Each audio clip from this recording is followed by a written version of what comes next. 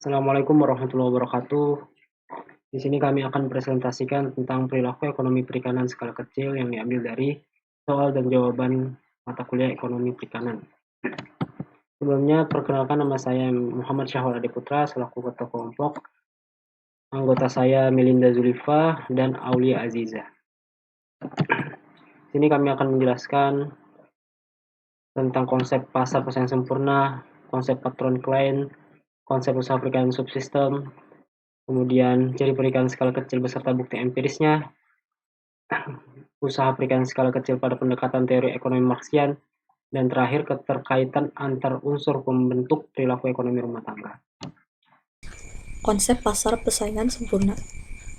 Pasar persaingan sempurna merupakan struktur pasar yang paling ideal, karena dianggap sebagai struktur pasar yang akan menjamin terwujudnya kegiatan memproduksi barang atau jasa yang tinggi atau optimal efisiensinya, menurut Sukirno 2010. Pasar persaingan sempurna ditandai dengan tidak adanya sama sekali persaingan yang bersifat pribadi atau rivalry di antara perusahaan-perusahaan individu yang ada di dalamnya. Konsep patron klien. Hubungan patron klien merupakan hubungan dari dua kelompok komunitas atau individu yang tidak sederajat, baik dari segi status, kekuasaan, maupun penghasilan, sehingga menempatkan patron dalam kedudukan yang lebih tinggi atau superior, dan klien dalam kedudukan yang lebih rendah atau inferior. Jadi, patron atau juragan itu sebagai pemilik modal, sedangkan klien atau nelayan kecil itu sebagai pemilik tenaga saja. Sebagian besar masyarakat nelayan kecil itu menjalin hubungan dengan patron untuk mengatasi keterbatasan modal. Jadi, patron itu memberikan modal, perlindungan, dan manfaat lainnya. Imbalannya, klien memberikan berbagai bentuk kesetiaan, dan pada umumnya, hasil dari klien itu hanya dijual kepada patron. Hal tersebut sejalan dengan pendapat Scott tahun 1993 yang mana hubungan patron klien berawal dari adanya pemberian barang atau jasa yang dapat dalam berbagai bentuk yang sangat berguna atau diperlukan oleh salah satu pihak. Bagi pihak yang menerima barang atau jasa tersebut berkewajiban untuk membalas pemberian tersebut. Konsep usaha perikanan subsistem. Jadi konsep usaha perikanan subsistem yaitu perikanan subsistem termasuk aktivitas menjual ikan hasil tangkapan untuk memenuhi kebutuhan sehari-hari selama tidak dimaksudkan untuk akumulasi modal usaha, menurut Halim et al. 2020. Kemudian menurut At-Tamimi et al. 2018, fragmentasi kelas yakni mereka senasib dan sepenanggungan antar nelayan pada kelas yang sama. Berdasarkan pengakuan nelayan kecil, mereka merasa senasib dengan nelayan-nelayan kecil lainnya dengan kondisi yang serba pas dan hidup dalam keadaan subsisten. Kemudian saya akan menjelaskan ciri perikanan skala kecil beserta bukti empirisnya. Yang pertama, menurut Salas et al. 2004, keterbatasan waktu yang ada untuk melaut, jenis kapal, ataupun alat tangkap yang digunakan oleh para nelayan. Yang kedua, target spesies yang bervariasi, alat tangkap dan teknik penangkapan yang sangat dinamis, berubah, tergantung musim dan ruang, dan variasi yang tinggi pada hasil tangkapan. Dan yang tiga, perikanan skala kecil di Indonesia, alat tangkap, target spesies, dan lokasi penangkapan ikan yang sangat beragam, utamanya merupakan pekerjaan paruh waktu orientasi pasar tertentu, melibatkan semua genre dan melibatkan anggota rumah tangga, termasuk di dalam proses-proses mengambil keputusan penangkapan ikan sehari-hari.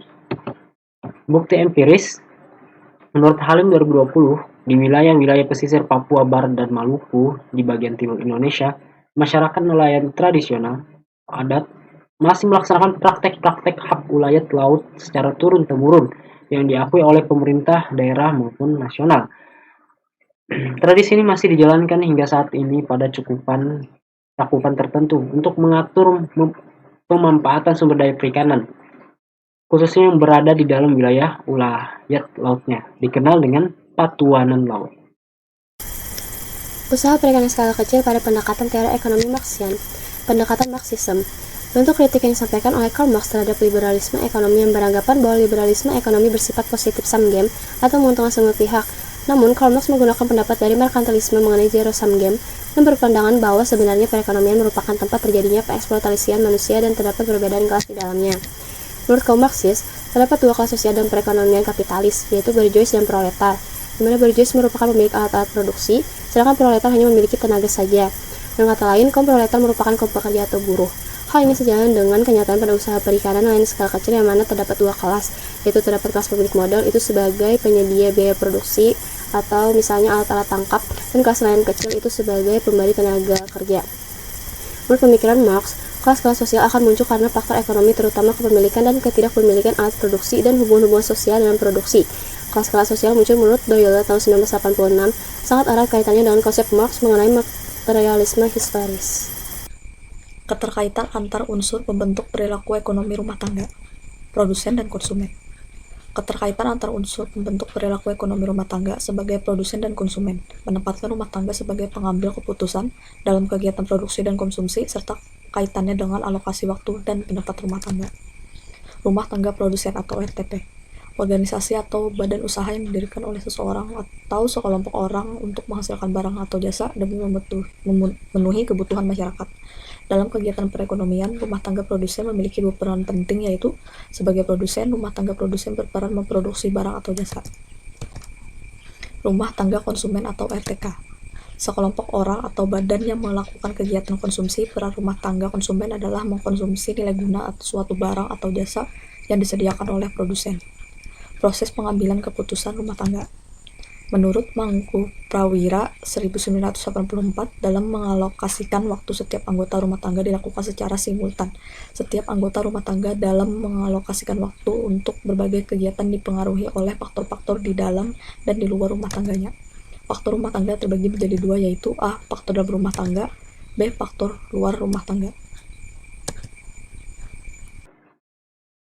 Terima kasih, hanya itu yang kami sampaikan. Semoga bermanfaat. Wassalamualaikum warahmatullahi wabarakatuh.